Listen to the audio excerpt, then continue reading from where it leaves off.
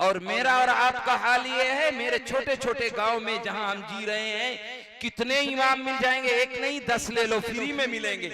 और इमाम साहब का हाल ये है कि मोहल्ला कितना भी तरक्की याफ्ता हो, लेकिन इमाम साहब को 5 रुपए देते हुए सबकी नानी मरती है। महल्ले का इमाम नहीं है, वो जर खरीद गुलाम है।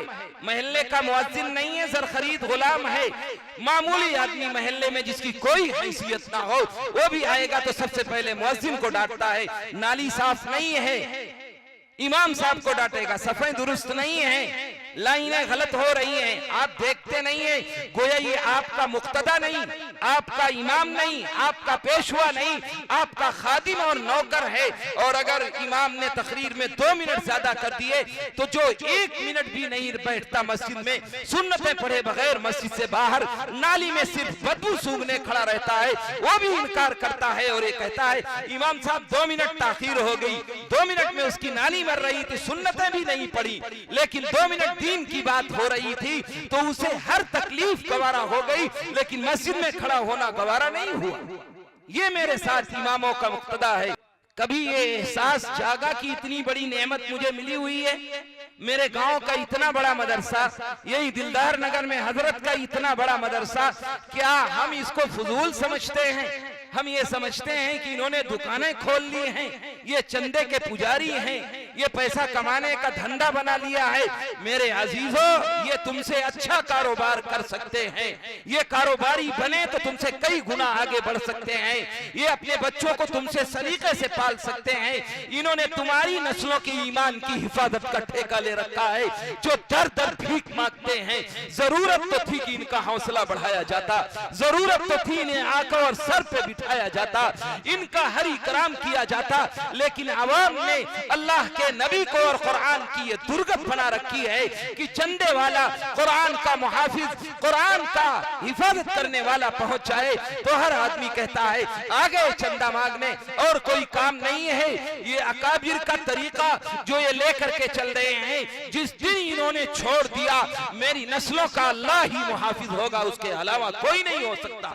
अल्लाह का नबी फरमाता है हामिलुल कुरान हामिलु रायतल इस्लाम, ऐ लोगो कुरान वाले, हामिल कुरान, आलिम कुरान, हाफिज कुरान, कारी कुरान, ये इस्लाम के झंडे को बुलंद करने वाले हैं। फमन अकरमहु अकरमल्लाह, जिसने इनका एजाज किया, जिसने इनका इकराम किया, जिसने इनका एहतराम किया, फकद अकरमहु अकरमल्लाह, उसने अल्लाह का एजाज किया, उसने अल्लाह का इकराम किया, उसने अल्लाह का एहतराम किया। वमन अहानहु फअलैहि लानतुल्लाह, और जिसने इनकी तौहीन की, इनकी शान में गुस्ताखी की, फअलैहि लानतुल्लाह, उस पर अल्लाह की लानत हो, उस पे अल्लाह का गजब हो, उस पर अल्लाह की फटकार हो। ये अल्लाह का नबी फरमाता है। दूसरी जगह कहता है अशराफु उम्मती हमलतुल कुरान, मेरी उम्मत के मुअज़्ज़ज़ीन, मेरी उम्मत के रुअसा, मेरी उम्मत के बड़े लोग ये कुरान वाले हैं, ये आलिम कुरान हैं, ये हाफिज कुरान हैं। अल्लाह का नबी फरमा रहा, कोई और नहीं कह रहा है। जिसके बाद पत्थर की लकीर है, जमीन अपनी जगह से टल सकती है, आसमान अपनी जगह से तहस नहस हो सकता है, फरमाने नबवी गलत नहीं हो सकता। इसलिए कुरान के सिलसिले में अल्लाह का नबी फरमाता है कि कल ये हुफ्फाज, ये कुर्रा, ये उलमा, इनको खड़ा किया जाएगा। कुरान को अल्लाह कुव्वते गोयाई देगा, कुरान बोलेगा कयामत के दिन और खड़ा होगा और कहेगा या रब्बी ज़िदहु, ऐ मेरे रब इनके एजाज और इकराम में इजाफा कर दीजिए। ये कुरान वाले हैं, ये हदीस वाले हैं, ये हामिले कुरान, हाफिज कुरान हैं, इनका एजाज बढ़ा दीजिए। इनके रब ने तो अल्लाह फरिश्तों से कहेगा युल्बसु ताजुल करामा, इन्हें करामत का, इन्हें एजाज का, इन्हें खुशबख्ती का ताज पहना दिया जाए। अभी ताज पहनाया जाएगा जो आपने सुना होगा, जिसकी रोशनी सूरज की रोशनी से भी ताबानी में बड़ी हुई होगी। अभी ताज पहना के फरिश्ते रुकेंगे, फिर कुरान दस्त बस्ता खड़ा होगा और ऐलान करेगा या रब्बी ज़िदहु, ऐ मेरे रब और इनकी शान में इजाफा कर दीजिए और एजाज बढ़ा दीजिए। अल्लाह फिर कहेगा फरिश्तों से युल्बसु लिबासुल करामा, इन्हें एजाज की पोशाक पहना दी जाए, इन्हें एजाज का लिबास पहना दिया जाए। अभी लिबास पहनाया जाएगा, अभी लिबास तैयार किया जाएगा और पहनाया जाएगा। मैदान महशर में मंजर लोग अपनी आंखों से देखेंगे, फिर कुरान खड़ा होगा और कहेगा या रब्बी ज़िदू, ऐ मेरे रब और इनकी इकराम एजाज में इजाफा कर दीजिए। इर्जा, ऐ मेरे रब आप अपनी खुशनुदी का परवाना भी इन्हें अता कर दीजिए, इन्हें अपने एहसास का परवाना भी दे दीजिए, अपनी रजामंदी का परवाना दे दीजिए। अल्लाह कहेगा फयरज़ानु, अल्लाह उनसे राजी होने का ऐलान करेगा और फिर कहेगा ऐ कुरान वालों, कुरान पढ़ते जाओ और जन्नत की सीढ़ियों पर चढ़ते जाओ। ये एहसास होगा। ये जो आपके यहाँ फजूल हैं, किसी का बेटा डॉक्टर बन जाए, किसी का बेटा इंजीनियर बन जाए, पूरी दुनिया में बताता फिरता है, लेकिन कुरान ऐसी किताब है, हाफिज हो जाए तो उसके लिए एहसास नहीं किया जाता, इकराम नहीं किया जाता, दावतें नहीं की जाती, रिश्तेदारों में नहीं बताया जाता कि ये हाफिज कुरान है, ये वो है। कल कयामत का दिन होगा, हालात नागुफ्ताबे होंगे, हर एक रिश्ता अपने रिश्तेदारियों से कन्नी काट जाएगा। कुरान ने ऐलान किया है कि वहां कोई काम नहीं आएगा। यौम यफ़िरुल मर्उ मिन अख़ीहि व उम्मिही व अबीहि व साहिबतिही व बनीहि लिकुल्लि इम्रिइन मिनहुम यौमइज़िन शानुन युग़नी। ये रिश्ते बयान किए गए हैं जो दुनिया में अलग नहीं होते। कुरान कह रहा वहां हर एक अलग हो जाएगा।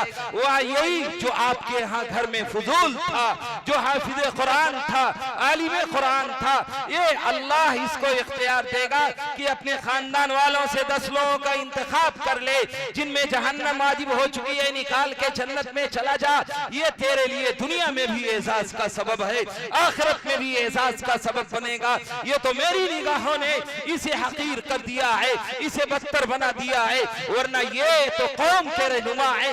जब तक ये कुरान पढ़ने वाले, ये अकाबिर अल्लाह अल्लाह अल्लाह कहने वाले, ये मोहम्मद रसूलुल्लाह की गुलामी का दम भरने वाले, जब तक ये मौजूद है तुम्हारा वजूद है। जिस दिन ये दुनिया में नहीं रहेंगे, अल्लाह इस कायनात को भी खत्म कर देगा।